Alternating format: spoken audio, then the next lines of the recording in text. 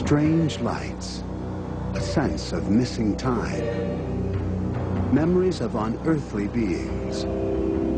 Claims of alien abduction are one of the more perplexing phenomena of the 20th century, sometimes called close encounters of the fourth kind. These experiences are said to involve humans taken aboard UFOs by aliens. In the past 30 years, there have been thousands of reports which cry out for an explanation. A logger claims he was abducted in the woods by space aliens and dropped off on the side of the road 5 days later. A performer from New York City reports being carried onto a giant UFO while his fiancée sat paralyzed in the car. Under hypnosis, a couple remember watching in horror as small gray beings snatched their baby from her crib. And two horse breeders tell fantastic stories of their meetings with aliens ever since they were little girls. There is no evidence to substantiate any of these claims, but thousands of ordinary Americans tell remarkably similar stories. Some people say these are hoaxes. Others believe they are earnest delusions. But for the rest, it's one of the great mysteries of our times.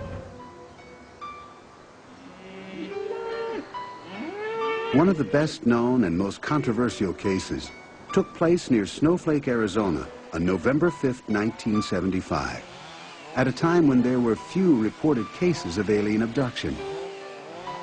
The everyday life of logger Travis Walton would never be the same. This is his story. Well, this was a long, hard day. We had just finished work. I was tired, but I was looking forward to a long drive home. The crew had worked until after sunset, hoping to complete the logging contract for crew boss Mike Rogers before the first snowfall. Travis, Mike, and 5 other loggers squeezed into a pickup truck.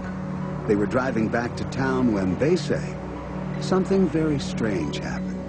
Just as soon as we got around the trees that were between us and it, we saw it hovering just less than 100 feet away. And wow, it was just like, you know, we come around these trees and wham, it's just the sight of this thing was just so intense. Nobody else got out of the truck, just him.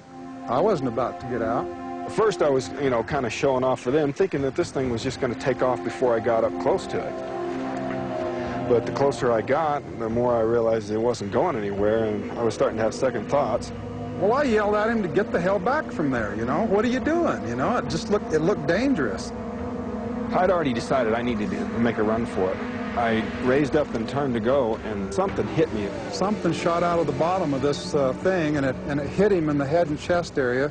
It was a beam that came down, but it created like an explosion of some kind, like an explosion of light. I didn't know what happened after that. I was just completely out.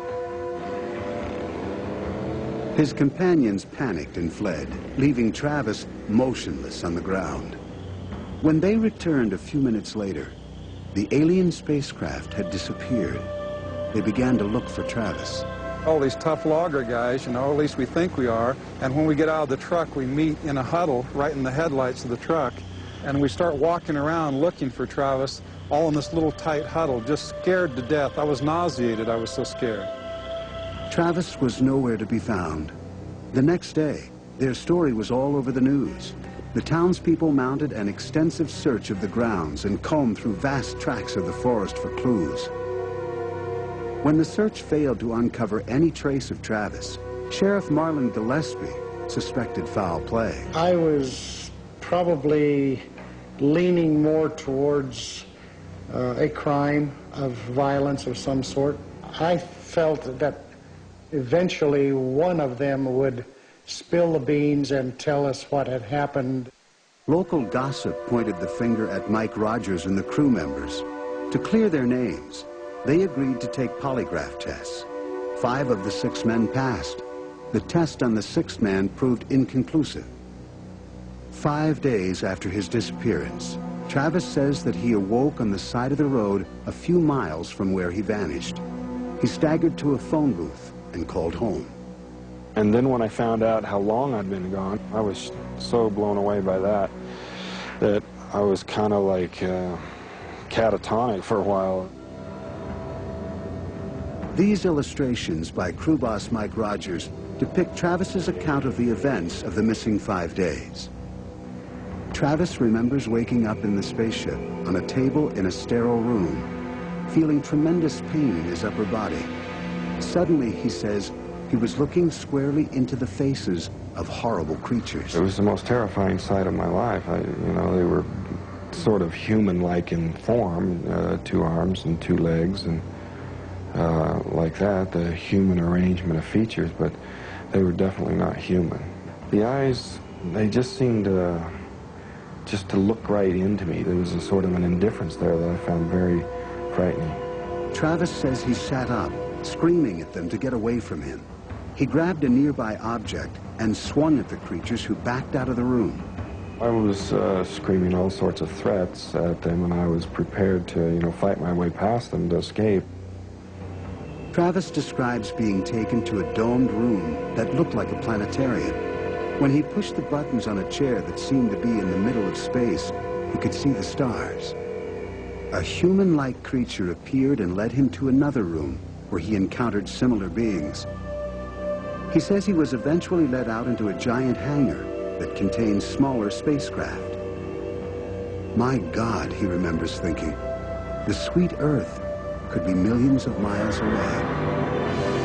In the more than 20 years since the alleged alien abduction, not one of the loggers has come forward with a different version of the story, despite pressure from the media and offers of payment for a confession. But the questions remain. I think that the individuals that were subjected to the polygraph examination seen something that they thought was a UFO. I believe also that Travis Walton was not taken aboard a UFO, but I believe that he truly believes he was. I never set out to just to prove myself or to bring this to the world. It was a worldwide news story when I was returned, and so I really had no choice about it being known. I was just basically, and have been ever since, just reacting to other people's reactions, defending myself against all these accusations and trying to set the record straight. A research scientist at MIT, David Pritchard, organized a scientific conference about abductions many years after the Walton case. He is not yet convinced that the case for abductions has been proved. It's possible that these were caused by real aliens, but the only way that I'm going to believe it, and I don't mean just as a scientist, the only way I'm going to believe it in my heart of hearts is if we can find physical evidence. Nobel Prize-winning physicist Leon Letterman joins other skeptics in saying Travis concocted an elaborate hoax to make money and attract attention. To fake the story is the simplest thing in the world. I mean, we have to be skeptical about things. Why does a person do this? He does it to make money. If you look at the things you have to accept in that story, they're so much more incredible than just saying this guy is out to make a buck. Here I'm struggling to deal with the emotional impact of what I've been through, and then to come face to face with a sort of obstinate and irrational skepticism. People wanting to attack me without even knowing the facts. Though Travis Walton's story was portrayed in a movie based on his book, Travis claims he has profited little from his experiences. The net effect financially has been negative. The net effect on my life has been negative. I do not enjoy the attention or the notoriety. I just wish it had never happened. Travis remains convinced that his experience was real. Though there is no empirical evidence that it did happen, Travis replies there is no proof that it didn't.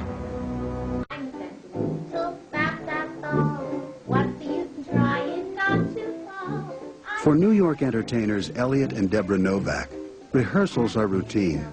Yet nothing could have prepared them for that long night 13 years ago when they say they were abducted by a UFO.